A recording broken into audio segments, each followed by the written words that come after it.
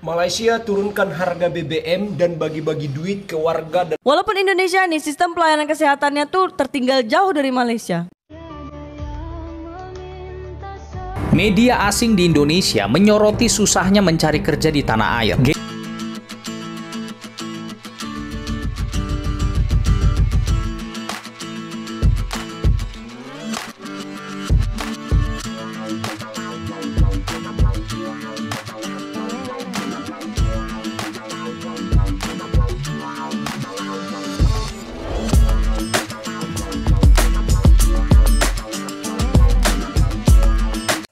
Assalamualaikum warahmatullahi wabarakatuh. Berjumpa kembali dengan Romlia Pratama. Teman-teman sahabatku semuanya, gimana kabar kalian? Mudah-mudahan kalian semuanya baik-baik saja beserta keluarganya di sana. Teman-teman sahabatku, buat kalian yang baru gabung, yang baru nonton video ini, silahkan di subscribe dulu, di like dan di komen guys. Buat teman-teman sahabatku yang udah mendukung support channel ini, terima kasih. Mudah-mudahan kalian semuanya diberikan keberkahan umur, keberkahan rezeki, dimudahkan segala urusannya, baik urusan dunia maupun urusan akhirat. Amin ya rabbal alamin. Teman-teman sahabatku semuanya, seperti biasa guys, kita akan nge-reaction beberapa video yang lagi viral. Seperti apa videonya? Ini dia guys. Malaysia turunkan harga BBM dan bagi-bagi duit ke warga 18 tahun ke atas. Taiwan kembalikan kelebihan pendapatan pajak 12 miliar US dollar dan akan dibagikan per warga masing-masing paling lambat bulan Oktober 2025. Sementara Indonesia masih terus menambah objek pajak dan mencari mendapat pajak apalagi dari rakyatnya. Rencana Kementerian Keuangan ambil pajak dari media sosial dan juga kenaikan pajak. Dan pendapatan APBN 84% berasal dari pajak rakyat yang akan ditingkatkan lagi. Dari mana lagi asalnya untuk dipajak-pajak? Malaysia mau menurunkan minyak petrolnya, berarti makin murah dong Malaysia. Kok Indonesia? Sorry ya. Makin murah dong Malaysia. Wah, bentar lagi nih kayaknya ya mau diturunkan. Di kita malah bentar lagi mau dinaikkan ini. Aduh, ini kesilapannya di mana sih pemerintah kita itu? Kok negara lain mau menurunkan minyaknya, di kita kok malah menaikkan ya? Kayaknya ada yang salah ini ya. Waduh, ini sebenarnya yang lebih maju tuh Malaysia atau Indonesia sih? Kata orang-orang itu tuh, geng-gengnya Kokorito, Indonesia lebih maju, tapi kok bahan-bahan semuanya lebih mahal di sini. Kok makin meningkat, pajak makin naik, semuanya makin naik. Kok bisa ya? Ada yang salah kayaknya. Kita berlanjut ke video selanjutnya guys. Ini dia guys. Walaupun Indonesia nih sistem pelayanan kesehatannya tuh tertinggal jauh dari Malaysia. Berarti orang yang bayar BPJS walaupun dia ini tak sakit, tetap dananya ini untuk dibayarkan orang yang sakit. Jadi masyarakat Indonesia yang menggunakan BPJS sebagai asuransi kesehatannya, itu kan setiap bulan tetap bayar juga. Memang ada yang tidak bayar, tapi ada tingkatannya nih, kelas 1, kelas 2, kelas 3. Yang kelas 1, kelas 2, kelas 3 ini selalu bayar setiap bulannya. Tapi ketika dia dalam 1 tahun tidak ada sakit, uangnya tidak bisa diklaim.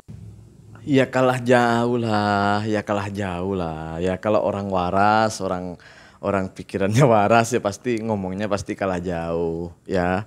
Ya kecuali di geng-geng itulah ya, di geng-geng itu yang golongannya suka-suka yang buat cerita bohong gitu ya.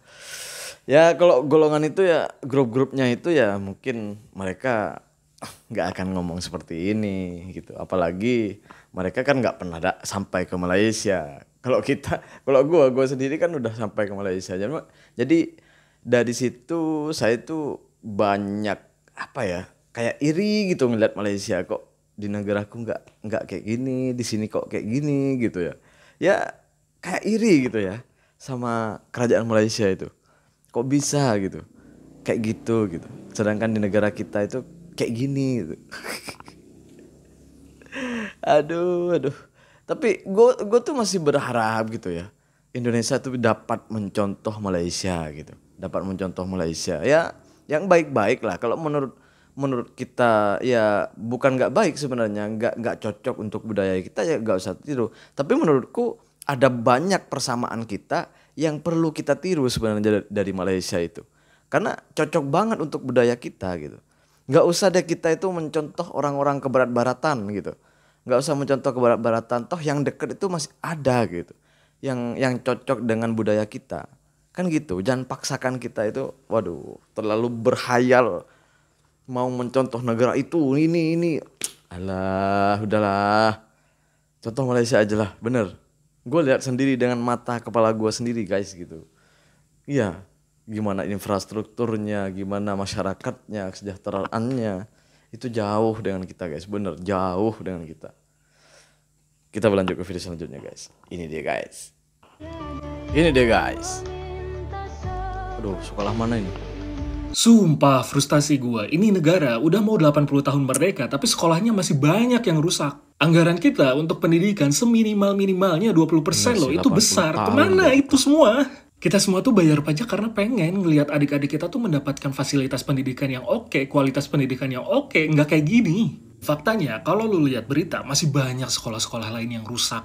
Ada SMP yang udah 4 tahun rusak, ini berita 2025 nih. Kelas rusak sejak 2018, siswa belajar di bawah pohon. Kelas rusak, siswa belajar di teras, lu lihat nih kelas. Lu bayangin, ini adik-adik kita belajar di bawah ancaman, karena bisa jadi atapnya nanti runtuh. Itu tadi berita tahun ini semua dan terjadi di berbagai daerah. Peran pemerintah saat ini menjadi tanda tanya ya, karena pemerataan fasilitas sekolah, pemerataan kualitas pendidikan, itu tanggung jawab pemerintah. Miris banget guys, kita tuh punya IKN yang biaya perawatannya aja nih ya, memakan 300 miliar per tahun, tapi di sisi lain masih banyak sekolah-sekolah kita yang rusak, gak masuk akal. Gimana mau bagus coba SDM kita coba? Kalau gimana ya? Pemerintah kita tuh nggak peduli gitu ya. Ya, yang penting mau sekolah atau enggak ya. Gini loh. Kalau bangunan sekolahnya itu udah kayak gitu, ya udah dibangun gitu. Kemana pemerintah setempat? Kenapa dibiarkan itu semuanya terjadi? Kan ini aset. Kalau sekolah-sekolah kita itu runtuh, ke sekolah-sekolah kita itu nggak ada orang yang mau sekolah. Coba gimana nasib Indonesia ke depan? Kan gitu. Kenapa dibiarkan? Apalagi banyak tuh guys ya, banyak tuh di sekolah-sekolah sini, di dekat-dekat sini tuh banyak sekali yang rusak. Bukan hanya di sekolah yang tadi itu guys, ya. Pajak di sini tuh mahal sekarang. Sekarang ini masih ada rencana untuk dinaikkan lagi. Dan semuanya dipajakin sini guys. Ya, sampai amplop kondangan mau dipajakin sekarang itu. Tapi sekolah, kalian bisa lihat sendiri, masih banyak sekolah-sekolah itu hanya sebagian kecil yang kita tayangkan tadi itu. Masih banyak guys, sekolah-sekolah yang rusak, yang sampai ambruk gitu. Bahkan sampai nggak bisa ditempatin, tak boleh ditempatin lagi. Karena keadaan sekolah sudah takut anak yang mau sekolah itu guys gitu. Itu gimana sih negara ini? Pajak mahal tapi nggak bisa ngebangun sekolah untuk rakyatnya gimana? Gimana? Apa sih yang terjadi gitu? Gini yang dimaksud negara kita itu udah maju. Kita berlanjut ke video selanjutnya guys. Ini deh guys. Media asing di Indonesia menyoroti susahnya mencari kerja di tanah air. Gen Z dikatakan banyak yang belum bekerja, bahkan jumlahnya mencapai jutaan orang. Diketahui berdasarkan data yang ada, itu sekitar 7 juta orang lebih pengangguran di Indonesia, teman-teman. Baru-baru ini media asing seperti Al Jazeera, Channel News Asia, dan beberapa media besar lainnya menyoroti angka pengangguran Indonesia. Tingkat pengangguran untuk usia 15-24 tahun itu mencapai sekitar 16%. Angka ini 2 kali lipat lebih tinggi dibandingkan Vietnam dan Thailand. Bahkan Channel News Asia itu sempat menyoroti di mana ada 25.000 pelamar yang berebut hanya 2.000 lowongan kerja. Ini mencerminkan betapa banyaknya pencari kerja pada saat ini. Buat kamu yang belum tahu, tingkat pengangguran total pada Maret 2025 itu mencapai 7,28 juta orang. Jadi jumlah tersebut 16%-nya adalah pemuda 15-24 tahun, teman-teman. Penyebabnya sebenarnya beragam nih. Pertumbuhan tenaga kerja yang lebih cepat dibandingkan kemampuan ekonomi dalam menyerap pekerja. Selain itu, dominasi sektor informal juga menjadi faktor. Banyak orang yang bekerja dengan jam kerja dan gaji yang rendah. Mereka bukan bagian dari PHK, tapi termasuk kategori underemployment. Apalagi seperti yang kita tahu, ada pemangkasan anggaran publik yang membuat banyak orang akhirnya yang juga terkena PHK. Cuman Pak Prabowo aja yang bilang itu hari pengangguran menurun. Kemiskinan menurun. Turun dari mana, Pak? Orang sekarang itu ya guys, orang sekarang itu warga Malaysia, warga Indonesia itu lagi bener-bener terpukul guys dengan keadaan. Udahlah pajak semuanya mau dinaikkan. Udah mau naik lagi, udah naik itu hari guys. Sekarang mau naik lagi gitu ceritanya. Minyak petrol ini ada rencana untuk dinaikkan. Dan ada beberapa pajak dan ada beberapa yang akan dipajakin. ada pajak baru gitu maksudnya. Ya, kalau rakyatnya kerjanya stabil, ada kerjaan, ada tempat kerja, ada penghasilan, is okay lah ya, is okay. Tapi yang jadi masalah sekarang ya, orang itu di warga Indonesia itu banyak yang nganggur guys, coba bayangin. Banyak yang gak kerja, tapi pajak semakin naik, coba bayangkan. Dari mana kita mau bayar pajak itu guys? Bayangkan guys. Kalian bisa mikir nggak di situ? Ini gimana ya? Masalahnya semakin naik pajak, semakin banyak yang dipajakin, negara kita itu kayaknya semakin mundur guys, bukan semakin maju. Bayangkan, kemana coba larinya uang pajak itu? Buat yang bisa jawab silahkan jawab ya. Siapa tahu ada Kokori yang nonton. Silahkan jawab Kokori ya. Terima kasih buat semuanya yang udah nonton. Assalamualaikum warahmatullahi wabarakatuh. Jangan lupa guys, sholawat.